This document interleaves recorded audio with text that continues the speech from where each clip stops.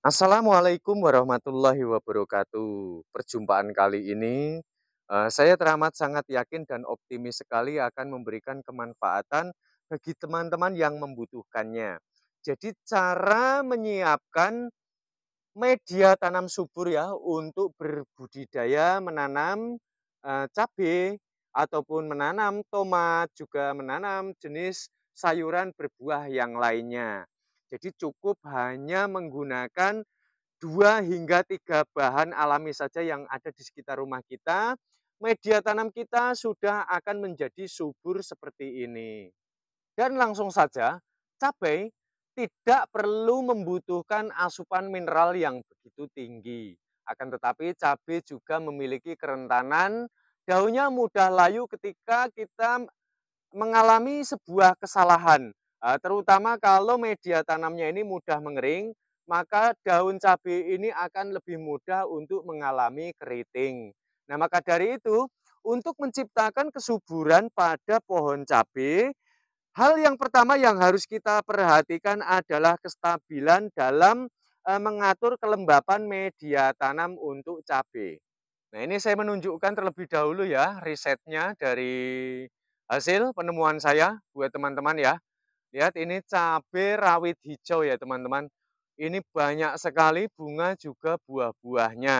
Nah, ini kandungan yang digunakan untuk media tanam ini apa saja dan bagaimana cara mengolahnya. Tanah yang normal akan mudah sekali mengalami pemadatan juga faktor kekeringan. Jadi langkah pertama yang harus kita lakukan adalah menyelamatkan tanah supaya tidak mudah mengalami kekeringan sehingga nanti akan terjaga tingkat kelembapannya. Jadi untuk memperbarui struktur tanah yang mudah kering ya teman-teman, kita dapat menggunakan abu dari bakaran sampah organik. Boleh menggunakan abu dari daun-daun kering, ranting-ranting kering, abu bakaran dari kayu, ataupun dari sekam bakar. Ini dapat menanggulangi media tanam dari kekeringan. Jadi saya sudah riset teman-teman, jadi tanah normal ketika kita berikan abu dari bakaran sampah organik, ketika kita siram turunnya maka dia akan secara perlahan. Kalian boleh praktekkan sendiri ya, yang saya ucapkan ini. Nah, karena, pemberian abu tersebut ketika kita sirami dia sulit sekali air untuk turun. Nah, ini menandakan pori-pori ataupun rongga yang terdapat pada tanah ini terfilter dengan keberadaan abu tersebut. Sehingga ketika di musim panas yang berlebih, ini tidak menyebabkan media tanam kita mudah untuk kering, dikarenakan mendapatkan perlindungan dari keberadaan abu dari bakaran sampah organik tersebut. Jadi cara membuatnya nanti akan saya uraikan semua ya. Lalu ini baru menyangkut dengan masalah kelembapan. Cabai ataupun tanaman yang lainnya ini membutuhkan nutrisi ya untuk mendompleng supaya kesuburan ataupun pertumbuhannya ini lebih cepat. Kita dapat mencampurkannya dengan kotoran ternak teman-teman ya. Saya boleh merekomendasikan ya, kalau khususnya untuk cabai, saya merekomendasikan kotoran ternak ayam. Jadi walaupun kotoran kambing dan sapi ini lebih baik, akan tetapi sebetulnya ada sesuatu yang sangat logis. Jadi kalau sapi makanannya itu-itu saja ya, kalau kambing makanannya juga daun-daun, seperti itu saja. Tapi kalau ayam, ini tidak hanya daun, tapi biji-bijian pun juga doyan ya, terus kemudian daun pun doyan, terus kemudian dari seperti daging-daging sisa yang, sisa kita makan, seperti itu doyan.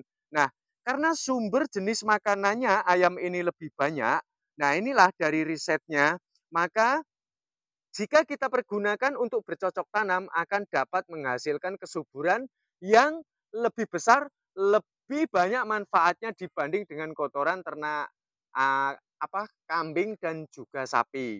Akan tetapi kalau tidak ada kotoran ayam, kalian juga boleh menggunakan kotoran kambing ataupun kotoran sapi.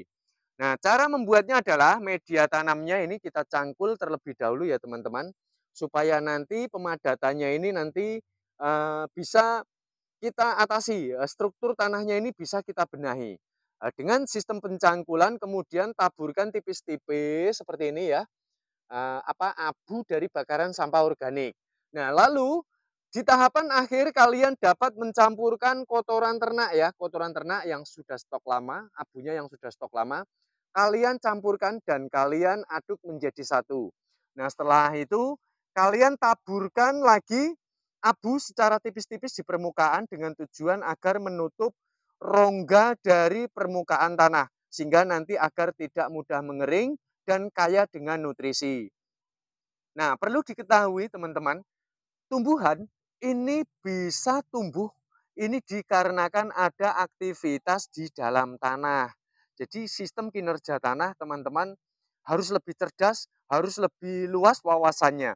Jadi tanah ini bisa menumbuhkan sesuatu, ini ada penyebabnya karena aktivitas hewan-hewan yang disebut mikroorganisme, bakteri pengurai pengerat di dalam tanah.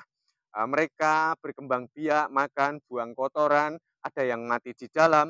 Nah, inilah yang menciptakan mikroorganisme. Maksud saya yang menciptakan unsur hara. Jadi unsur hara ini paling banyak ini tercipta dari kotoran mikroorganisme. Jadi mikroorganisme ini adalah sebuah hewan kecil ya teman-teman. Ketika nanti semakin banyak mikroorganismenya maka semakin subur tanaman kita.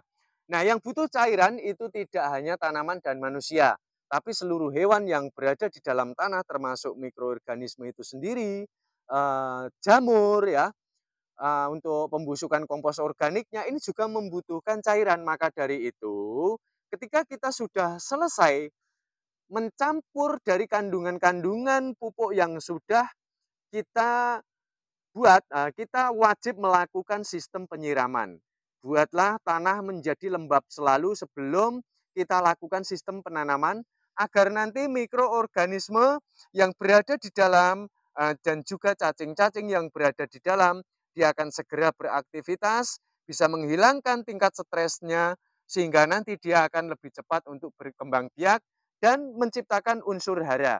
Sehingga ketika unsur hara-haranya ini sudah banyak tercipta, tidak hanya kita bercocok tanam cabai saja subur ya, tapi bahkan di media apa ya, yang perkondisian suhu udaranya panas seperti ini, dengan kandungan tersebut ini mampu juga menumbuhkan kubis di wilayah yang panas ya. Karena betapa kandungan nutrisinya begitu besar dari yang sudah saya uraikan. Teman-teman juga bisa bercocok tanam jenis sayur mayur yang lainnya. Apalagi kalau hanya difokuskan untuk daun ya.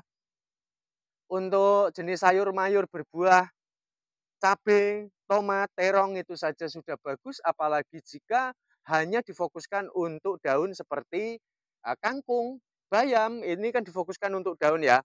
Itu lebih mudah lagi di dalam mengembangkannya. Dengan media tanam yang sudah saya paparkan tadi, ini dapat menekan biaya pengeluaran. Jadi ada keistimewaannya dengan media tanam tersebut, ini akan tahan terhadap segala perubahan suhu. Terus di samping itu, juga tidak perlu melakukan pemupukan ulang hingga masa panen selesai. Nah, itu artinya ini dapat mengurangi ketergantungan kita dengan pupuk-pupuk yang lainnya. Nah, ini kan sungguh sangat luar biasa ya, media tanam subur untuk bercocok tanam cabai juga segala jenis sayur mayur yang lainnya, tapi tahan terhadap segala perubahan cuaca ataupun perubahan musim. Baik, saya rasa sampai di sini ulasan saya. Oh ya, nambah buat teman-teman sedikit penting banget ini. Masalah takarannya ini tidak penting karena tiap struktur tanah memiliki tingkat kerusakan yang berbeda.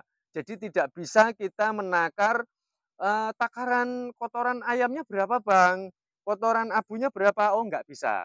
Jadi kalian perkirakan sendiri karena struktur tanah memiliki kandungan kadar pH masing-masing ya dan memiliki nutrisi masing-masing. Jadi kalian dapat memperkirakannya sendiri takarannya. Tenang, selama ini stoknya masih stok lama yang digunakan, ini akan sangat baik ya untuk memperbaiki struktur media tanam kita. Jadi kalian tidak usah ragu, yang paling terpenting catatannya jumlah pupuk tidak boleh melebihi dari tanahnya. Dikarenakan pemberian pupuk kompos organik bertujuan untuk mengembalikan ataupun memperbaiki struktur tanah yang rusak. Jadi jumlah tanahnya harus lebih banyak dibanding dengan jumlah pupuknya. Baiklah, saya rasa sampai di sini buat teman-teman. Semoga artikel ini akan dapat memberikan sumber inspirasi yang logis, yang lebih mudah kalian mengerti dengan kandungan-kandungan tertentu sesuai dengan fungsinya. Ini masuk dengan akal sehat kita, nalar kita, dan selamat mencoba, selamat berpraktek. Semoga akan mencapai hasil panen yang lebih baik dan lebih berkualitas. Salam cinta tanaman organik, cintai dan jaga semesta raya.